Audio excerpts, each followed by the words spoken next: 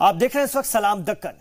Hyderabad national research centre on meat test के बाद काफी चौंकाने वाले आदादोशुमार सामने आए हैं। 2014 और 17 के बीच पकड़े गए गौमांस में से एक बड़ा हिस्सा बैल और भैंस का पाया गया है। गौमांस के शक में पकड़े गए सैंपल में से महज 7% ही गाय के मीट के पाए गए हैं, जबकि इसके शुबे में अब तक मुल्क भर में कई लोगों की मौत हो चुकी है। यह आदादुशुमार हैदराबाद लैब में भेजे गए 112 सैंपल के डीएनए टेस्ट के बाद सामने आए हैं। जांच करने वालों का कहना है कि 3 सैंपल जो कि गाय के माने जा रहे थे, जांच के बाद वो ऊंट के निकले, जबकि 2018 में कुल 80 सैंपल भेजे गए हैं जिनकी जांच चल रही है। यूपी, बिहार और एमपी जैसी रियासतों से पुलिस के जरिए भेजे गए इन सैंपल्स की काफी बारीकी से जांच होती है, जिसके बाद ये नताइज सामने आए। हमारे पास लगभग 200 सैंपल्स आए हैं 2013 से 2018 तक। तो इसमें हमारे पास जो ज़्यादातर देखा है, it's a male, means it's a bullock और द ऑक्स।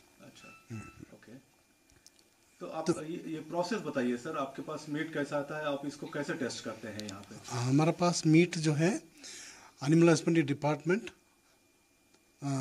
थ्रू पुलिस आता है और कस्टम्स डिपार्टमेंट से भी आता है, food safety and authority, that is through the food safety department, उसमें से भी आता है, कभी कभी फॉरेस्ट डिपार्टमेंट से भी आता है।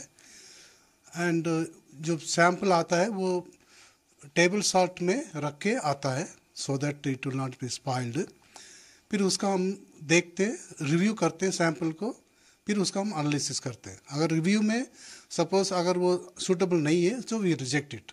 हम लोग जैसे सैंपल रिसीव करते हैं, उसका इमीडिएटली हमने जो मात्रा हमें चाहिए था अमाउंट, सो उसका लेके हम लोग डीएनए एक्सट्रैक्शन के लिए लगा देते हैं फर्स्ट डे। तो नेक्स्ट डे उसका डीएनए एक्सट्रैक्ट करते हैं। डीएनए एक्सट्रैक्ट करने के बाद उसका एक पीसीआर असे, उसके दोबारा उसका प्रोडक्ट्स आता है, उसका सीक्वेंसिंग करते हैं। उसके बाद स्पीसी स्पेसिफिक एक पीसीआर असे होता है, वो करते हैं, प्लस एक आरएफएलपी असे होता है, उसे भी कंफर्म करते हैं। लास्ट में अगर वो कैटल अगर पाया जाता है तो उसका हम सेक्साइडेड भी करते हैं। काऊ मीट है या फिर दूसरा मीट है, ये पता करने के लिए बोला गया सर? हाँ, उसमें जो रिक्वेस्ट आता है, तो रिक्वेस्ट में आता है इस बफलो और कैटल, काऊ और बुलक, उसका पूछते हैं। इधर केरल में तशद्दुद भरे माहौल के बीच सबरीमाला मंदिर में एक और खातून पहुंच गई। हालांकि कहा जा रहा है कि अहम हिस्से में दाखिल होने से पहले ही उन्हें रोक लिया गया, जबकि पुलिस जराये से इनकार कर रहे हैं।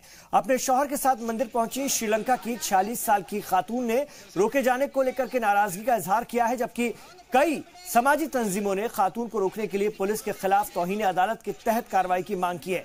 बाजरा की बुध को कनक दुर्गा और बिंदु ने दावा किया था कि वो अय्यप्पा के दर्शन करने में कामयाब रही, और इसी खबर के बाद रियासत में जबरदस्त मुजाहरे शुरू हो गए।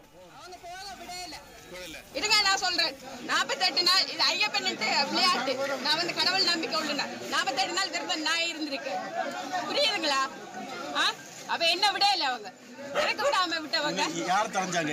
யார் தரஞ்சதுங்களே?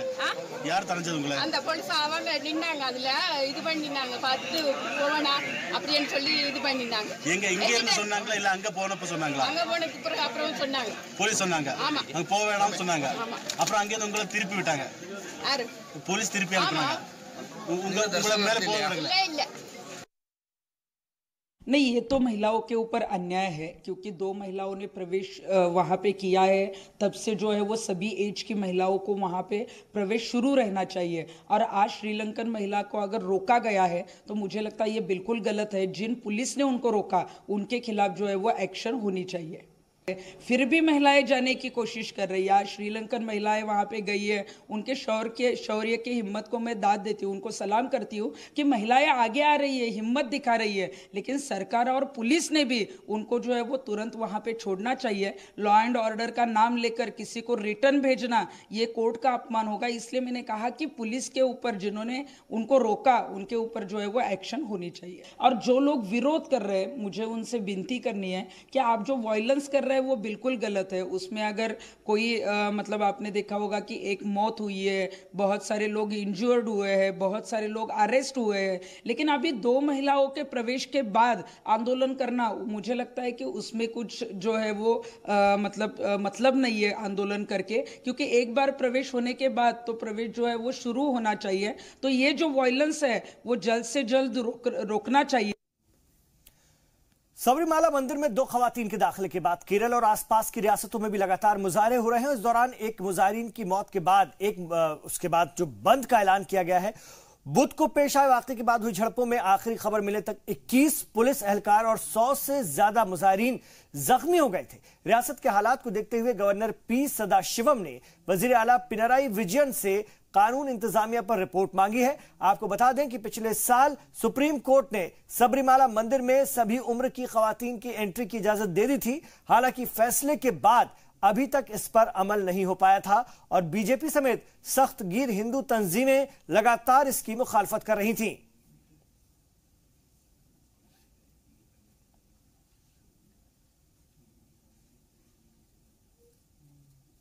There has been widespread violence. There has been human rights suppressions in Kerala. The sanctity of Sabarimala temple has been disturbed by the Kerala police under the direction of the state chief minister. This is a voluntary agitation to save the tradition of Sabarimala, and we primarily condemn the act of Kerala government in escorting 2 non-believing women to Sabarimala in the middle of the night with a police escort, and tarnishing the tradition of Sabarimala, which has been followed centuries. Firstly, I want to say that no Hindu devout woman is ready to visit Sabarimala in the age gap of 10 to 15. Many women have come up with a campaign, ready to wait campaign. You can see everywhere on the social media. Many women were ready. These 2 men were not the devout Hindus who visited the Sabarimala out of devotion. They have come up there only to tarnish, only to target and the sentiments of Hindus who believe in Sabarimala. Firstly, I am a Hindu, and after that I am an advocate. Being a Hindu, it's my primary duty to respect my religion and tradition. And coming to the contempt of court, there are a number of cases where the Supreme Court has given judgments and which have been followed still now.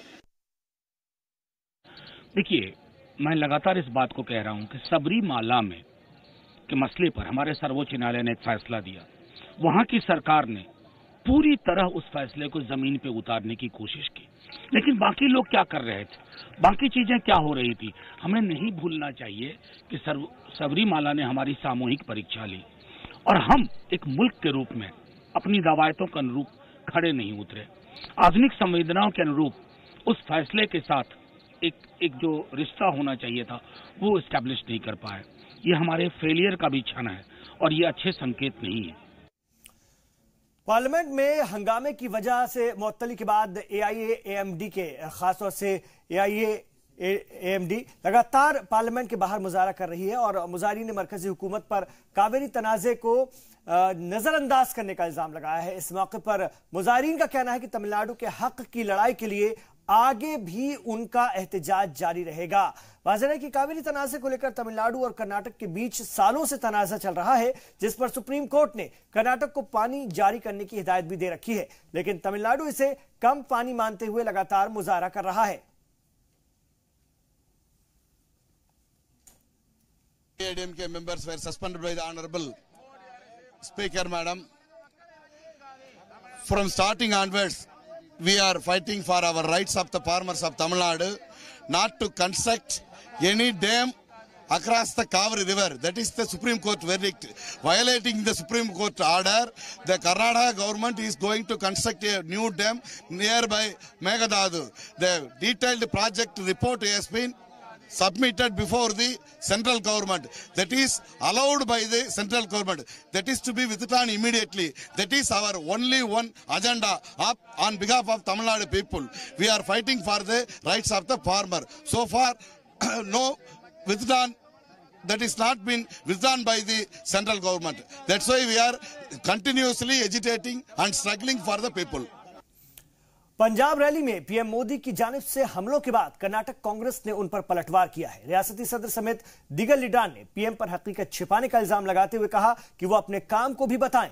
इस मौके पर दिनेश राव ने कहा कि रियासत में पहले मरहले की किसान कर्ज माफी का अमल पूरा हो चुका है, जबकि अगले हफ्ते से दूसरे मरहले पर अमल शुरू होने जा रहा है। वाज़ेह है कि कर्नाटक के पहले असेंबली सेशन में ही सीएम ने किसानों के 2 लाख तक के कर्ज माफी का ऐलान किया था, जबकि दीगर रियासतों में भी इसके ऐलान पर पीएम मोदी ने कल पंजाब में कांग्रेस पर जमकर हमला बोला था। I am shocked at the language and the way our Prime Minister is speaking. Loan waiver in Karnataka has already been implemented once last year, where we waived off 8,165 crores to 22 lakh farmers. That's been implemented. Money has been given to the banks, and the farmers' loans have been waived to the tune of stage of implementation, which was done. Does the Prime Minister not know about this? And now the second loan waiver that is being implemented now is a much bigger loan waiver, and it is going to cost the exchequer about 44,000 crores.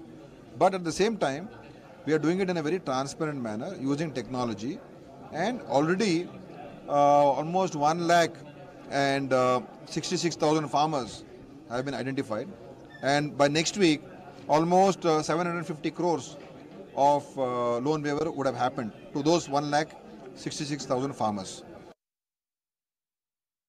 प्रधानमंत्री जी एक statement दिए हैं कि कांग्रेस ने जो किसानों का कर्ज माफी करता हूं बोल के ठगा किया है।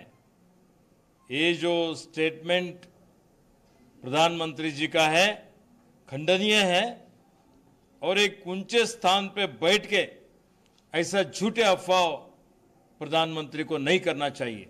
कांग्रेस की सरकार जब सिद्धरामैया जी मुख्यमंत्री थे उस वक्त 8,200 करोड़ रुपए, जो एक एक व्यक्ति 50,000 रुपए तक 22 लाख किसानों का कर्ज कांग्रेस सरकार ने माफ किया है।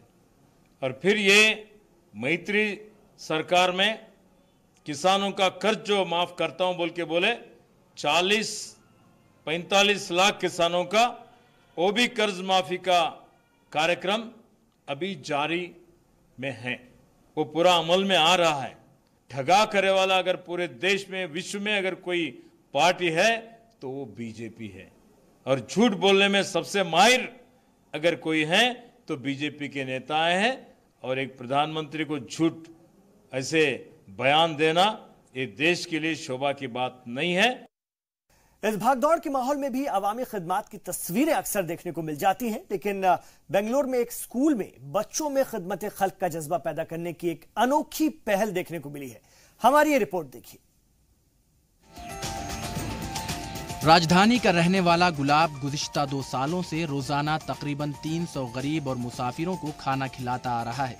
हालांकि जी सलाम इसकी खुसूसी रिपोर्ट भी दिखा चुका है, जिसे देखने के बाद ओएसिस स्कूल के तलबा ने असातिज़ा की मदद से अपने वालिदैन से पैसा जमा किया और गुलाब के साथ मिलकर गरीबों को खाना खिलाया। We thought it would be good to come and collect funds and give it to Mr. Gulab to help him in distributing food. So the parent leaders, along with the children and students, we held a tuck shop at school and also collected funds from the parents so that we could come here and help Mr. Gulab in distributing free meals for the patient attenders. हमने mister गुलाब को help किया और खाना उनको देने वो help किया, और स्वीट देने उनको हेल्प किया, और बहुत चीज़ों में हेल्प किया। एंड देन हमने बहुत इन्जॉय किया इधर। जब हम भी बड़े होंगे हम सब लोगों को बुला के इधर आएंगे इंशाल्लाह। हमें मदद करनी चाहिए, गरीबों से के साथ कम्युनिकेट करना चाहिए, हमें उनको अलग नहीं छोड़ना चाहिए, वो हमें उनको हमारे अपने जैसा ही ट्रीट करना चाहिए।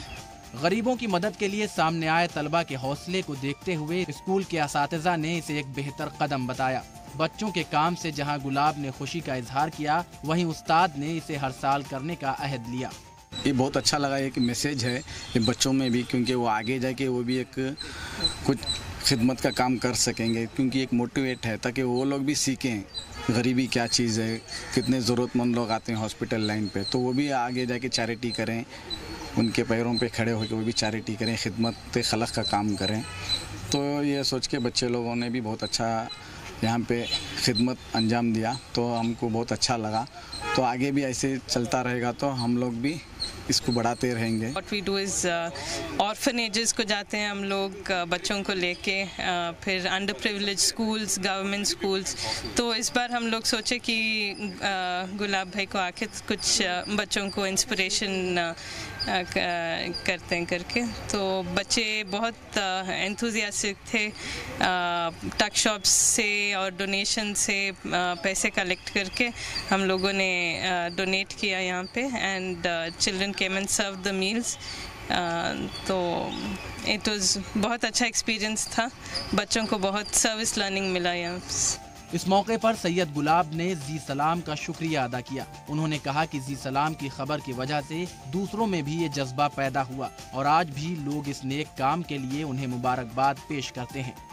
तो पहले मैं जी सलाम वालों की टीम को शुक्रिया अदा करता हूँ, ताकि उन लोगों ने इतना वायरल हुआ है ये जी सलाम का, जो हमारी स्टोरी अभी तकरीबन 45 लाख तक वे हो गए हैं फेसबुक पेज पे जी सलाम के। तो वगैरह जैसे कि व्हाट्सएप में, न्यूज़ों में बहुत सारे वायरल हुए हैं, ताकि जी सलाम वालों से इतनी मदद मिली है कि बहुत सारे लोग यहाँ पे आ रहे हैं, तो स्टोरी देख के तो काम को सराह रहे हैं। इसके अलग अलग हिस्सों से भी कॉल आती रहती है, इंडिया से नहीं, इंडिया के बाहर से भी कॉल आती रहती है, मुबारकबादी देते हैं। इस काम को बहुत सराहते हैं और शुक्रिया अदा करता हूँ जी सलाम वालों का।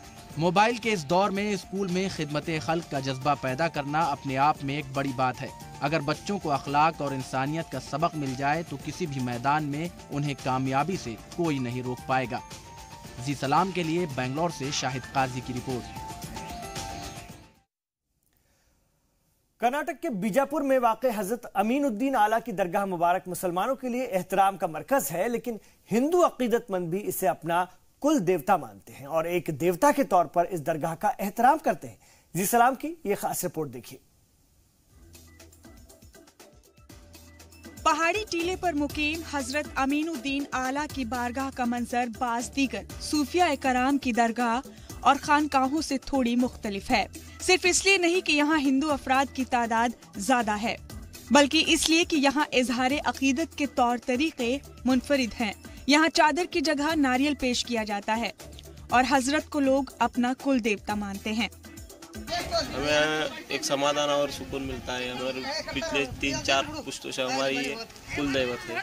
हम यहाँ हर साल 3 साल हर साल आते हैं, अमावस्या को, पूर्णिमा को हर साल आते हैं। हजरत अमीनुद्दीन आला का सिलसिला गुलबर्गा शरीफ में मुकीम हजरत बंदा नवाज से मिलता है। हजरत बीजापुर तशरीफ लाए और इस्लामी तालीम की तशहीर में लग गए और इंसानियत और दोस्ती के पैगाम को आम किया। यही वजह है कि हिंदू तबका भी आपसे जुड़ता गया।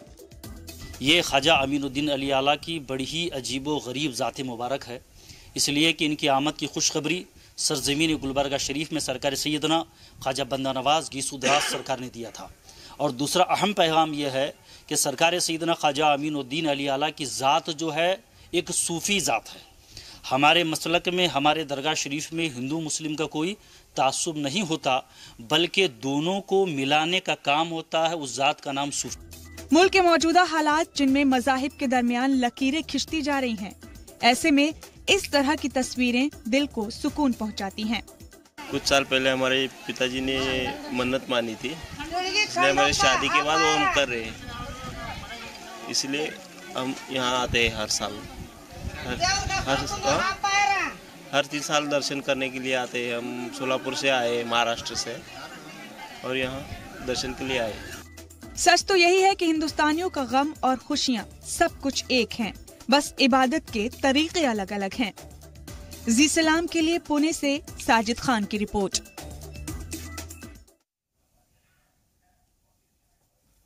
सामाजिक कारकुन और बायां महासफिक्र की लीडर सुभाषिनी अली इस वक्त केरल के दौरे पर हैं, जहां पर वो जगह जगह औरतों को बेदार करती नजर आ रही हैं। एक इजलास में बोलते हुए उन्होंने कहा कि मुल्क इस वक्त नफरतों के दौर से गुजर रहा है, जहां पर तकसीम की सियासत जोरों पर है। ऐसे में मुल्क की आधी आबादी की जिम्मेदारी बनती है कि वो सामने आए और बीजेपी हुकूमत की मुखालफत करे। इस मौके पर सुभाषिनी ने मोदी हुकूमत पर भी जमकर हमले बोले। In 2019 today, what is happening in our country, wherever the regressive forces, wherever parties like the Bharatiya Janata Party are ruling, they are closing down schools. They are closing down thousands of schools in Madhya Pradesh and Rajasthan and other states, so that children of poor people cannot get education, cannot move forward. This is the kind of world that they want to create. This is the way in which they want to take us backwards. So today, my dear sisters and my dear brothers of Kerala, we are proud to tell the whole country that Kerala, the people of Kerala, women of Kerala will stand like a wall and not allow these regressive forces to move.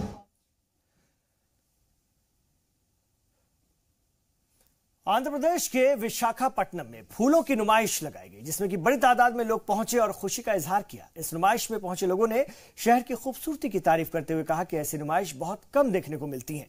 मुल्क भर में पहुंचे, खासतौर से मुल्क भर से यहां पर लोग पहुंचे थे और बड़ी तादाद में खवातीन भी इसमें शामिल हुई, जिन्होंने इस नुमाइश को एक अजूबा करार दिया। वाज़ेह है कि साउथ रियासतों में खवातीन के बीच फूल काफी पसंद किए जाते हैं और ऐसे में इस नुमाइश में उनकी तादाद कोई बहुत ज्यादा हैरानी करने वाली बात नहीं थी। Actually, first time I came to flower show, I am feeling very happy. Here we can see all types of flowers. Really, all nature is in one place. Very happy to see. I want Vizag. तो इन तमाम खबरों पर हमारी नजर बनी हुई है। आप रहिए जी सलाम के साथ।